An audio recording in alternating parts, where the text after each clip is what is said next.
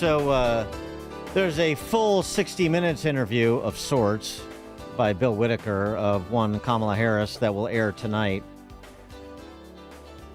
But if the clips that were released over the weekend to tease tonight's interview are any indication, it's another softball interview where Kamala blathers on incoherently on topic after topic. The clip that was released over the weekend was her discussion of the America's relationship with Israel. Yeah, her refusing to call Netanyahu a close ally. And the first question Bill Whitaker set up was about the ceasefire. We have given Israel aid, and we have said we have pushed for a ceasefire, but Bibi doesn't seem responsive. We have told him not to go into Lebanon, but he went into Lebanon. Bibi does not seem to be responsive. So why is he not listening? But it seems that Prime Minister Netanyahu is not listening. Well, Bill, the work that we have done has resulted in a number of movements in that region by Israel that were very much prompted by or a result of many things, including our advocacy for what needs to happen in the region. A move, and since October 7th of last year, the October 7th terrorist attack, the work that they have done has resulted in movements that have improved the advocacy for what needs to be done.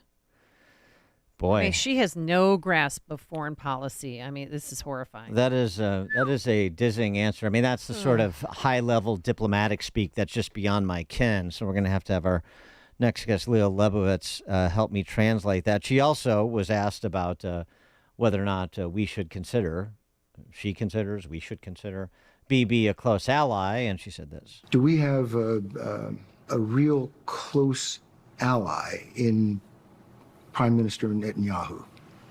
I think, with all due respect, the better question is, do we have an important alliance between the American people and the Israeli people? And the answer to that question is yes. Liel Leibovitz is editor-at-large for Tablet, and he is also the host of the new podcast, Rootless. He was a favorite guest of ours on this show. He's also one of my favorite podcast guests on my podcast, Counterculture. Liel, thanks for joining us. Appreciate it. My pleasure, as always. So, could you help us with the movements that have resulted in the advocacy for where we need to be? Where I'm tempted to start the answer like Kamala does by telling you that I was born in a middle-class family, but I'm still not completely fluent. Honestly, I've watched these clips. I have four things to say since we're talking now in the morning of October 7th, and the things that I wish to say are Eden Alexander, Sagi Bekelchen, Omer Nutra, and Keith Siegel, four American citizens, Dan and Amy, who are being held hostage for 1 year without the government expressing even the least concern, without the American government saying, you know what, we're going to do whatever we can. Forget Israel, forget foreign policy, forget all that. That's complicated stuff. American citizens should not rot in a terrorist captivity for 1 year. They simply should not. Well, and I'll let you run down your other 3 points, but we were just talking about this with Stephen Bucha from the Heritage Foundation. That's another interesting contrast to the news out over the weekend. Wall Street Journal reporting the Lord of War, Victor Bout, is back to his old business of arming Americans' enemies, the Iranian-backed Houthis, who have designs on killing American military personnel in theaters. So compare the Brittany Griner attention and the Brittany Griner for Victor Bout prisoner swap to the attention that isn't being paid to these American hostages you just pointed out. Brittany Griner in return for arming a terrorist group that is currently not only killing Americans and threatening Israelis, but also halting 20%. That's such a mind-blowing number. 20% of all global commerce, and are sure to make everyone's Christmas gift that much more expensive. And here is the administration doing absolutely nothing. The other, let you continue on, the other comments that you wanted to make, including if you could fold in the idea that Bibi is not an ally, but Israel is. This is, as you said, diplomatic speak is often very, very confusing. But what we're looking at here right now is not diplomatic speak. It's actually pretty simple. Here's what Israel has done in the 1 year since October 7th. Israel has gone to war against Hamas, debilitating its capacities and killing, according to reports, something like 80% of the people who died in Gaza were Hamas operatives or their direct family members and aid. Israel has gone to war against Hezbollah, a notorious terrorist organization that is committed to killing not only Israelis and Jews, but also Americans. Israel, for example, just assassinated one of the Hezbollah leaders who was directly responsible for murdering basketball coach Steve Kerr's father. Right. Steve Kerr, who, of course, loves to talk about, all kinds of progressive and democratic causes.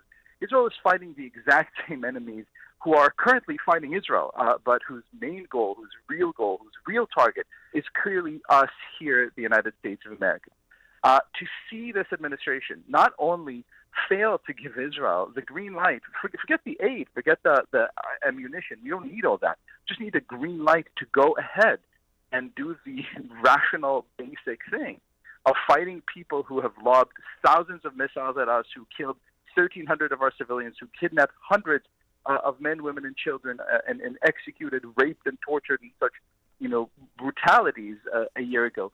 To see the American administration fail to do that, continue to press for quote-unquote ceasefire, which really only means keeping Hezbollah and Hamas in power. And as we saw the other day, approve $157 million in aid to Lebanon, which really means to Hezbollah, when there are people in Asheville, North Carolina, who could really use, a few shekels right now. That is just, honestly, guys, it's inexplicable. Well, it just proves that America's not first. But I wanted to ask you about what is the underlying reason why she refuses to call Netanyahu a close ally? Well, Kamala Harris, if we're being completely honest, even if she's elected, Lord help us all, in November, will not truly be the president. Just as, if we're being honest, Biden was not really the president. The president for some years now has really been Barack Obama, pulling the strings behind the scenes with the same team that he's had in place ever since he was elected. And his main foreign policy goal was this thing called the realignment, by which America, for a host of reasons that, are so stupid that only an academic could dream up, America aligns itself not with Israel and Saudi Arabia, countries with which it actually has not just shared real security interests, but also cultural affinities. But because Democrats see everything as domestic politics, they read Israel as Republican. Therefore, they read, Iran, the murderous mullahs who chant every day, death to America, death to Israel, as Democrat assets. And therefore, they've concocted an entire, absolutely bonkers foreign policy by which America's number one goal in the world should be protecting Iranian assets like Hamas, like Hezbollah in Lebanon, at any cost. Therefore, if you see everything in these terms, in terms of, blue and red, you look at Netanyahu and you don't see a determined leader who's actually fighting terror and who's killing people who massacred, dozens of Americans and are holding American citizens captive, trying to release them. You basically see a Republican, and therefore you'll do whatever it takes to oust him. That is, a very, very silly and dangerous way of looking at the world, and proves yet again she's not ready to be in any position of power. Protecting Iranians' assets and unfreezing Iranian assets, too, in furtherance of protecting those assets. Absolutely. I wanted to get your take on this from a conservative perspective, because, I have a lot of friends who essentially take the same position on Israel that they've taken on Ukraine, which is to say, not our fight. Why is our money going there? It should be going to places like the southeast corner of the country at this juncture after Hurricane Helene, and look, all the Jewish population in this country votes 70% with the Democrats. So why should we care? And I have to go into the explanation that this isn't about. This is about more than Israel and Gaza. This is about a fight for Western civilization in which Israel is a partner. So you can't look at it through the prism of the domestic politics of American Jews. You have to look at it in terms of a existential fight for Western civilization. So that's that's the track I go down. But I wanted to get your response to that same criticism coming from the right. The America Firsters that really don't want to be spending billions of dollars in support of arming the Israelis for their campaign either. I I agree. Pardon me. I agree 100%. I too am very much America first, and I look at this war, and here's what I see. I see a country, Israel, determined to defend itself, having everything that it needs. Thank God, to fight the fight in the long term. Now, you're completely correct, Dan, that this is not just Israel's fight, that this is America's fight, that this is the fight for Western civilization. But when it comes to how best to help Israel defend Western civilization, there happens to be a pretty easy win-win type of answer that President Trump was actually, brilliant enough to recognize right away, which is to say, hey, man, we don't want a single American dollar, and even more importantly, a single American boy lost to wars outside of our borders. Here's what we could do.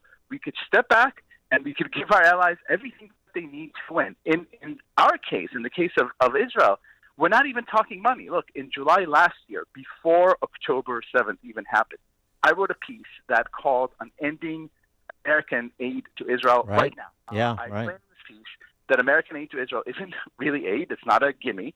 It's backdoor subsidies to U.S. security contractors that actually costs Israel something like $1.2 billion every year, 20 to 40 to 60,000 jobs in Israeli security industries lost every year because, and this again is another one of Obama's great creations, the Democrats wrote this piece of legislation, and yes, it existed even before the Democrats, but Obama really made it kind of a centerpiece of his relationship with Israel to say, guys, we'll give you this $3 billion a year, but in return, you're not allowed to do anything basically without American approval. And we're seeing the disastrous aftermath of this policy right now with the American administration telling Israel what it should and shouldn't bomb and when. Here's a simple solution. Let's cut all the ties. Let's cut all the aid. Let's reestablish the relationship between Israel and America based not on these backdoor subsidies, but based on values, but based on shared pursuits, but based on ideas, but based on beliefs. And then let's say to Israel, when it fights a good fight, hey, we will support you in any way we can at the UN, in the international arena, and try to kind of like rush orders of F-35s or whatever you guys need to buy and pay full market price for. That is the best way to let Israel win, to defend American values, and to defend the West. I wanted to get to your piece, the screw tape election, because this to me is like, I wish I would have thought about it. I don't know why I didn't think about C.S. Lewis, but the parallel that you write about in First Things is perfect. And to me, it's an essay, on the order of the Flight 93 election or by Michael Anton or Shelby Steele's piece on the culture of deference that punctuated previous campaign cycles in the Trump era. The screw tape election, where you address the notion that's popular even among some sort of, center-right Republicans, that if Trump and Republicans just stop with the name-calling and stayed on the substance of policy talk, that this thing would be an easy win. You address why that is not the case. Well, it's the thing that really got me, and I picked up. Look, I'm a religious man. I'm a believer in God, so I don't believe that there's anything that's coincidental. But a few months ago, I picked up my copy of the Screw Tape Letters, just sitting there. And for those of our listeners who haven't read it in a while, it's a series of letters by a senior demon, a senior devil in hell's hierarchy, to his young and sort of hapless nephew, who's a sort of beginning demon. And the whole thing is fascinating because it's basically a master class on how to lie, obfuscate, and basically make every virtue appear like a vice and vice versa. And you look at the conversation that's going on, and at some point, you kind of take two steps back and you say, I'm sorry, but like our borders are wide open, and there are tens of thousands of people with terrorist backgrounds, with murder convictions, with rape convictions, coming in uninterruptedly.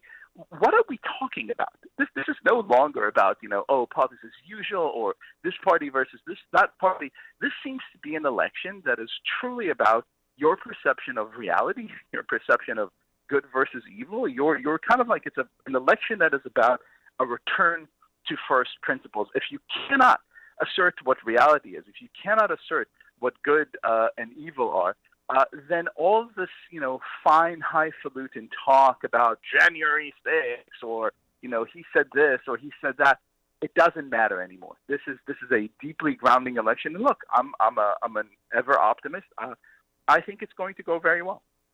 Liel Leibovitz, editor-at-large for Tablet, host of the new podcast Rootless. Liel, thanks for joining us as always. Appreciate it. Pleasure. Thank you. And he joined us on our turnkey.pro answer line. The more you listen, the more you'll know. This is Chicago's Morning Answer. On AM 560. The Answer. I'm Seth Leibson for townhall.com. October 7th marks 1 year since the Hamas massacre in Israel, and we're hearing of marches to commemorate at several universities in the United States. Marches essentially to celebrate the atrocities, not mourn the victims, of October 7th. A professor at Oxford once said, quote, "The chief purpose of education is to know when someone is speaking rot," close quote. And there's an awful lot of rot being spoken today, especially at our universities. To appreciate the immorality of this, imagine a vigil on behalf of al-Qaeda members on September 11th, 2002. This year has seen a lot of moral inversion. We saw college students all over the country rediscovering and promoting the purported wisdom of Osama bin Laden, and we've seen marches and encampments under the banners of terrorist groups like Hamas and Hezbollah. There ought to be no confusion. Today, we're mourning the victims and